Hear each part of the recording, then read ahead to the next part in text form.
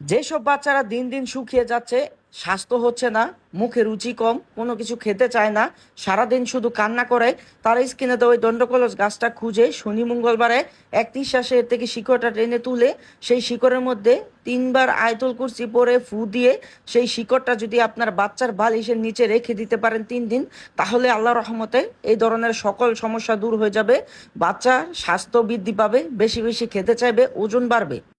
যেসব বাচ্চারা দিন দিন শুকিয়ে যাচ্ছে, স্বাস্থ্য হচ্ছে না, মুখে রুচি কম, কোনো কিছু খেতে চায় না, সারাদিন শুধু কান্না করে, তারা স্কিনে দেওয়া ওই দণ্ডকলস গাছটা খুঁজে শনি মঙ্গলবারে এক নিঃশ্বাসে এর থেকে শিকড়টা টেনে তুলে সেই শিকড়ের মধ্যে 3 বার আয়তুল কুরসি পরে ফু দিয়ে সেই শিকড়টা যদি আপনার বাচ্চার বালিশের নিচে রেখে দিতে পারেন 3 দিন, তাহলে আল্লাহ রহমতে এই ধরনের সকল সমস্যা দূর হয়ে যাবে। বাচ্চার স্বাস্থ্য বৃদ্ধি পাবে, বেশি বেশি খেতে চাইবে, ওজন বাড়বে।